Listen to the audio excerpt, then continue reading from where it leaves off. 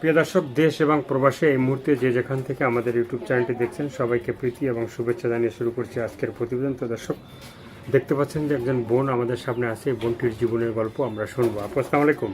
ওয়ালাইকুম আসসালাম। কি নাম ভাইয়া? বন্যা। বন্যা। মানে বন্যা আপু কি ভালো আছেন? আছি কোনো রকম, ভালো থাকলে তার আসতাম না। তো আপনি থাকেন কোন দেশ? বিক্রমপুর। বিক্রমপুর। জি। সে এলাকায় কি বন্যা টন্যা হয়? বন্যা হলে তো অনেক হয়। হ্যাঁ। বন্যার জন্য ঘর বাড়ি সব ডুবা জায়গা, হ্যাঁ। পাক করা যায় না। পানি ঘরে থাকে, পাক হ্যাঁ। ঘরে থাকে, সব জায়গায় পানি ডুবা জায়গা। বন্যা হলে অনেক কষ্ট হয়। মানে বন্যা হলে অনেক কষ্ট হয়। জি। তো বন্যাপুর জীবনের গল্পটা শুনতে আসছে, একটু বলুন। জীবনে অনেক কষ্ট, ছোট থেকে অনেক কষ্ট করে বড় হয়েছি। আমার বাবা ছোটবেলায় আমাদের লাইফে চলে গেছে। আমি আমার মার কাছেই বড় হয়েছি। আমার মাই আমার অনেক কষ্ট করে বড় করছে, পড়ালেখা শিখাইছে। ক্লাস 9 পর্যন্ত পড়ালেখা করছি। তো মনে করেন পরে আর পড়ালেখা করতে পারি নাই। হঠাৎ করে আম্মুর কিডনিতে পাথর ধরা পড়ছে। তো অপারেশন করা লাগবে, অনেক টাকা লাগবে। সেই জন্য আম্মু এখন আর কাজকর্ম করতে পারে না। সেই জন্য পড়ালেখাটা বাদ দিতে হয়েছে। ইচ্ছা ছিল লেখাপড়া শেষ হইলে ভালো একটা চাকরি করতাম, কিন্তু পড়ালেখা তো শেষ করতে পারলাম না। সেই জন্য ভালো কোনো চাকরিও পাই নাই। এই জন্য এখন বাসায় আছি।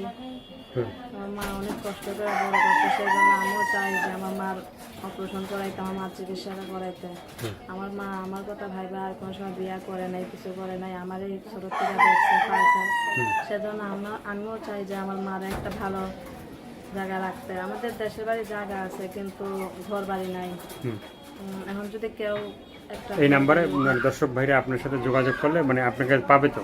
জি পাবে। হ্যাঁ। জি। তো বন্যাপুর দেশের বাড়ি তো বিক্রমপুরে, ঠিক আছে। তো আছে না যে বিক্রমপুরের ছেলেও তো আছে, যেহেতু আপনি মেয়ে মানুষ, ছেলেও আছে। তো কোনো ছেলের সাথে কি প্রেম ভালোবাসা হয়েছে? জি না, হয় নাই। কারণ আমরা তো বেদে, কিন্তু আমাদের মধ্যে ছেলেরা অনেক খারাপ। হ্যাঁ। 2টা 3টা করে বিয়া করে, ভালোবাসে না। মনে করেন একটা দুটো ছেলে মেয়ে যদি হয়, তারা আরেকজনের সাথে প্রেম প্রীতি করে, পরে হেরে সাইরা জায়গা। এই জন্য ছোট থেকে দেখতেছি, অনেক কষ্ট করে তো বড় হয়েছি। ছোট থেকে এগুলো দেখছি, শিখছি। এই জন্য মনে করেন আমাদের ছেলেদের সাথে রিলেশন করি নাই আর কি। এই জন্যই মানে রিলেশন করা হয়নি। জি না। তো এখন কি কোন ধরনের ছেলেদের সাথে রিলেশন ভালো করছেন? মনের একজন মানুষ, কারণ আমার মা অনেক অসুস্থ, অপারেশন করাইতে হইব।